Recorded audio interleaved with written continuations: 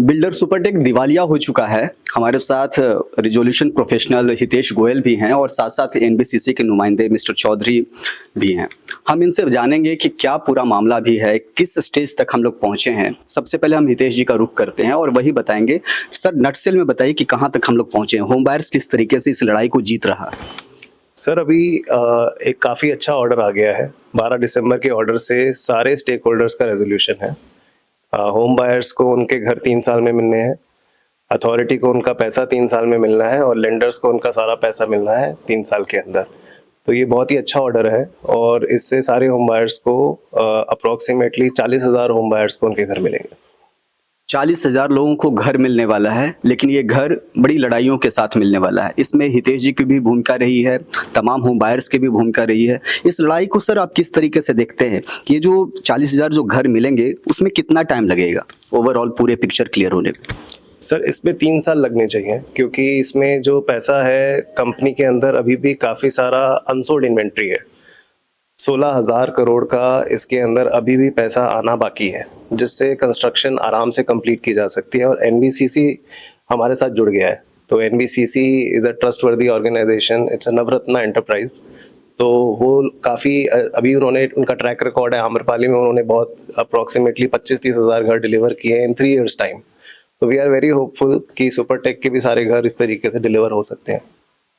10,000 के करीब में ऐसी अनसोल्ड यूनिट्स हैं जिनकी बिकने का इंतजार किया जा रहा है और यहीं से कैश फ्लो जो है सिस्टम में इन होगा और कैश फ्लो जब आएगा तो घर भी बनेंगे, लोगों की रजिस्ट्री भी खुलेंगे। सर, घर बनने में जैसा बता रहे हैं हितेश जी कि 3 साल तक का समय लगेगा। रजिस्ट्री को लेकर के क्या नजरिया है सर? बहुत सारी ऐसी सोसाइटीज हैं जहां पर ओसीसीसी भी आई हुई है, लोग रह भी रहे हैं, लेकिन रजिस्ट्री उनकी ओपन नहीं हो रही है।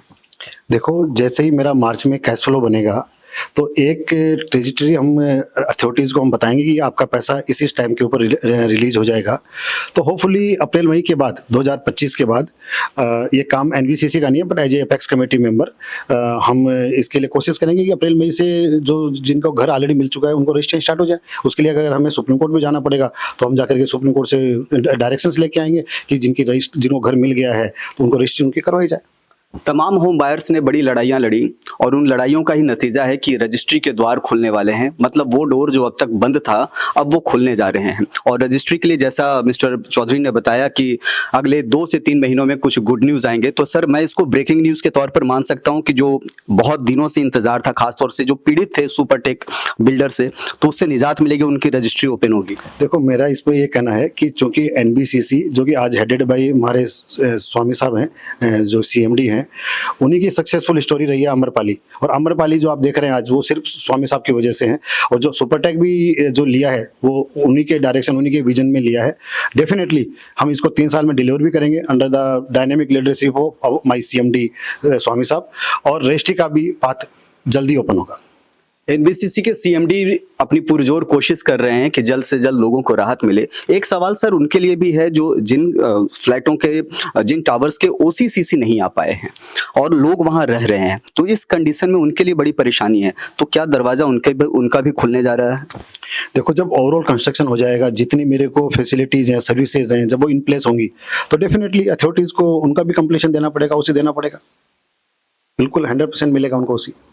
तो सबसे बड़ी बात यह है कि जो लड़ाई बीते दिनों से लड़ी जा रही थी, बीते कई सालों का इंतजार पूरा होने जा रहा है। एक तरफ आम लोगों को घर मिलने जा रहा है, दूसरी तरफ रजिस्ट्री भी खुलने जा रही है। साथ साथ जो टावर्स और जो प्रोजेक्ट जो तैयार हो रहे हैं वो उनमें वो तमाम सुविधाएं भी रहेंगी, जैसा कि एनबीसीसी के मिस्टर चौधरी बता रहे हैं। सर, जो भी हम लोगों को जो कहा गया था बिल्डर के द्वारा कि हम आपको वो देंगे, होम बायर्स को वो सुविधाएं देंगे, लेकिन बहुत सारी सुविधाएं मिली नहीं। तो क्या वो पूरे प्रोजेक्ट में जो फाइनल स्टेज में हम पहुंचेंगे तो सारी सुविधाएं वहां रहेंगी? बिल्कुल, जो एनबीसीसी जो अपना टेंडर बना रहा है, बीओक्यू बना रहा है, वो उसी प्लानिंग से बना रहा है। अच्छा, हमारे साथ एनबीसीसी के डायरेक्टर कमर्शियल भी हमारे साथ जुड़े हैं। सर, हम लोग अभी बात कर रहे थे फ्लैट बायर्स की प्रॉब्लम्स को लेकर के, और फ्लैट बायर्स की जो प्रॉब्लम्स है कहीं ना कहीं उसका निदान मिल रहा है। जो बिल्डर सुपरटेक के द्वारा जो परेशानियां जो झेलनी पड़ी, अब उसका उन समस्याओं का समाधान होने जा रहा है।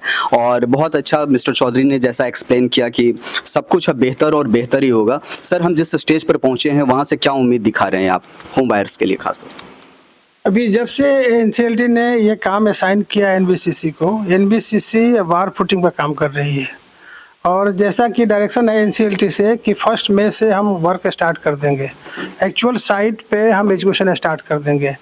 और हमारी कोशिश ये भी है कि हम कोशिश करेंगे कि 1 मई से पहले अगर पॉसिबल है तो भी हम वर्क स्टार्ट कर दें, ताकि कुछ टावर जहाँ पे काम कम बचे हुए हैं उनको पहले हम हैंडओवर कर दें।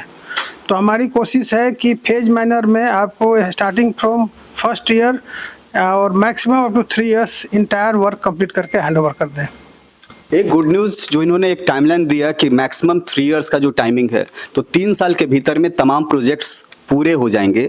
इस बीच में जिन फ्लैटों की रजिस्ट्री रुकी हुई है वो रजिस्ट्री भी खुल जाएगी और आसानी से होम बायर्स रजिस्ट्री करवा सकेंगे।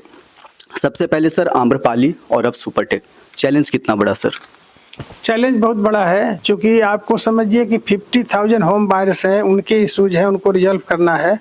लेकिन एनबीसीसी जो भी चैलेंज मिलता है एनबीसीसी को, हम उसको चैलेंज को एक्सेप्ट करते हैं और जो इशू होता है रिजॉल्व करते हैं। इसमें होम बायर्स का भी हमको हेल्प चाहिए और बाकी जो लाइजनिंग अथॉरिटी से चाहिए और या फाइनेंसिंग एजेंसी से चाहिए या खुद कहीं पे रिक्वायर्ड होगा तो सीड मनी देने का होगा। बेस्ट पॉसिबल एनबीसीसी इसमें हेल्प करेगा और हमारी कोशिश होगी कि जो हम कमिट किए हैं एज पर टीओआर एनसीएलटी में उसको 100% अबाइड बाई करेंगे। सबसे अच्छी बात जो मिस्टर चौधरी ने कही कि जो कुछ भी काम होगा उसमें होम बायर्स से कोई एक्स्ट्रा पेनी नहीं लिया जाएगा, 1 भी रुपया नहीं लिया जाएगा।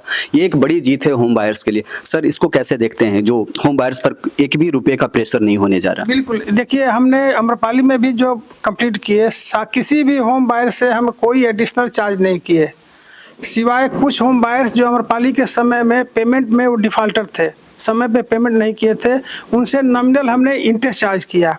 किसी का हमने रेट रिवाइज नहीं किया। जो अम्रपाली के समय रेट था, बहुत आदमी को 1800-2000 पर स्क्वायर फीट मैक्सिमम आदमी को उसी रेट में दिए, कुछ आदमी का ज़्यादा था, लेकिन जो कमिटेड रेट था अम्रपाली का उसी रेट पर हमने दिया।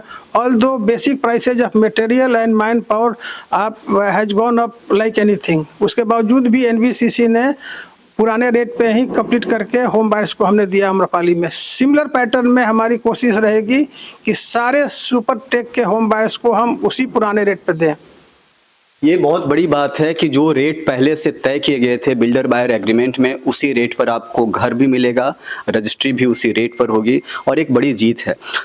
निदा फाजली का एक शेर है कि वो वक्त भी देखा है तारीख की आंखों ने, लम्हों ने खता की सदियों ने सजा पाई।